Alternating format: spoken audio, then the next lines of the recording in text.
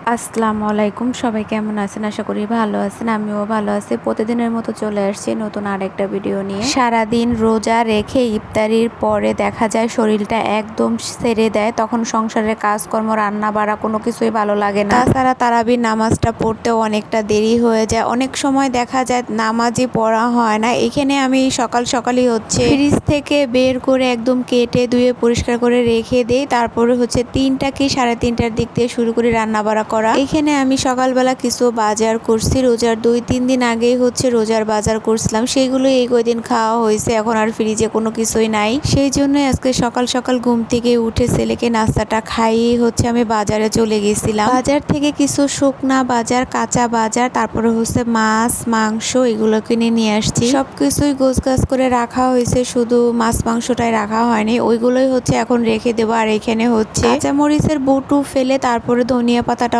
পরিষ্কার করে আমি সুন্দরভাবে গুছিয়ে রাখছি। আর একটা পাতাকপি অনেক দিন আগে এনে রাখা হয়েছিল, সেটা অল্প একটু খাওয়া হয়েছে, আর বাদ বাকিটা এতদিন ফ্রিজে ছিল, ফ্রিজে থাকতে থাকতে নষ্ট হয়ে যাচ্ছিল। এই জন্য ভাবলাম কেটে ডিপে রেখে দিই, রোজা শেষ হলে বের করে রান্না করে খাওয়া যাবে। রোজার ভিতর তো তেমন একটা কিছু খেতে ভালো লাগে না, এই জন্য খুব অল্প অল্পই রান্না করি। তাছাড়া আমরা শুধু সেহরিতেই ভাতটা খাই, আর সন্ধ্যা রাত্রে আমাদের কিছুই খাওয়া হয় না ইফতারির পরে। এরপরে এখানে আমি সবকিছু কেটে ঠেটে ধুয়ে টুয়ে একদম পরিষ্কার করে নিছি। এক কথায় একদম সব কাজ গুছিয়ে নিছি, যাতে আমি গোসল করে নামাজটা শেষ করে আর কি রান্নাটা করতে পারি, তখন যেন আমার কোনো কিছু না গোছাতে হয়। আমি রোজা আসার শুরু থেকেই প্রতিদিন এরকম ভাবে সব কিছু গোছগাছ করে জোহরের আজান দিয়ে দেয়, এরপরে গোসল করে নামাজ পড়ে কিছুক্ষণ রেস্ট নেই। তারপরে আমি সেহেরি রান্নাটা শেষ করি, এরপরে ইফতারিটা ভেজে নেই। এখন বিকেল বেলা আসরের আজান দিয়ে দিছে, আমি নামাজটা শেষ করে তারপরে চলে আসছি রান্নাঘরে যাওয়ার আগে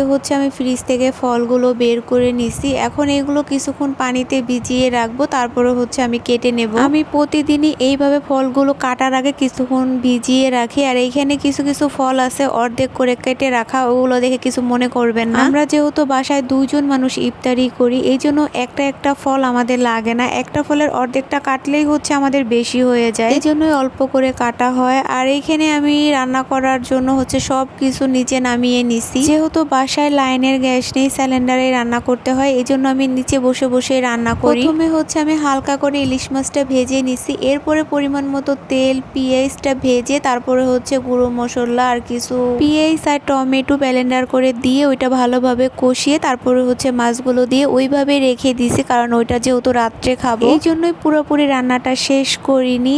এরপর ভেন্ডি ভাজিটা করে রেখে এখন আমি ইফতারিগুলি ভেজে নেব, সাথে আমি ফলগুলো কেটেও রেডি করে নেব। দেখতে দেখতে আজকে 9 রোজা চলে গেল। আমি প্রথম রোজার দিনের ইফতারিটাই আর কি শেয়ার করছিলাম, কিরকম ভাবে কাটালাম সেগুলো। এরপর আর আমার তেমন কোনো ভিডিও শেয়ার করা হয়নি, কারণ আমার অনেকগুলো ভিডিও বাড়ি থেকে করে রাখা আসলো, সেইগুলো এই কদিন দেওয়া হয়েছে। ইনশাল্লাহ আজকে থেকে প্রতিদিনই বাদবাকি রোজার ভিডিওগুলো দেওয়ার চেষ্টা করব। আমি ওইদিকে ফলগুলো কাটতেছিলাম, আর আলুর চপ, বেগুনি, পেঁয়াজু ওইগুলোও ভেজে নিছি। এখন ডিম চপটা ভাজতেছি। ডিম চপটা যেহেতু ভিতরে আলুর পুর থাকে আর উপরে যেহেতু বিস্কুটের গুঁড়া, এই জন্য ওইটা আস্তে আস্তে আর কি ভাজতে হয়। এখানে আমার সবগুলো ইফতার ভাজা হয়ে গেছে, এখন এগুলো আমি টেবিলে নিয়ে যাব। সাথে কিছু ছোলা আগে থেকেই রান্না করা ছিল, সেগুলো আজকে গরম করে নিলাম। আর আমি ভাজির পরিমাণটা একটু কম করছি, যেহেতু আমরা মানুষ 2জন, তাছাড়া আমি তেমন একটা পছন্দও করি না। আমার রান্না বাড়া সবকিছু শেষ, রান্নাঘরে সবকিছু আমি গুছিয়ে রেখে এরপরে পুরো রান্নাঘরটা একদম পরিষ্কার করে নিছি। এখন চলে যাব ইফতারি করার জন্য। এইখানে আমি আমার জন্য ইফতারিগুলো নিয়ে নিছি, ছোট্ট একটা বাড়িতে অল্প একটু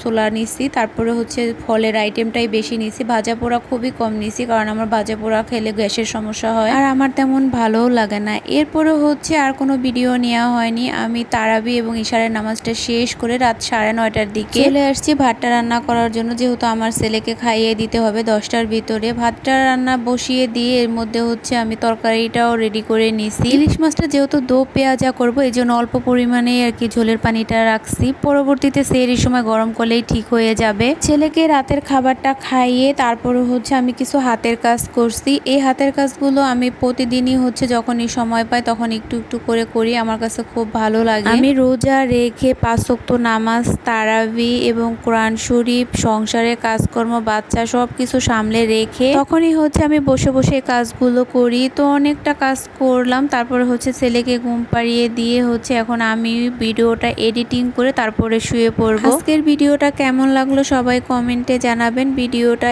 এই পর্যন্ত, সবাই ভালো থাকবেন। আল্লাহ হাফেজ।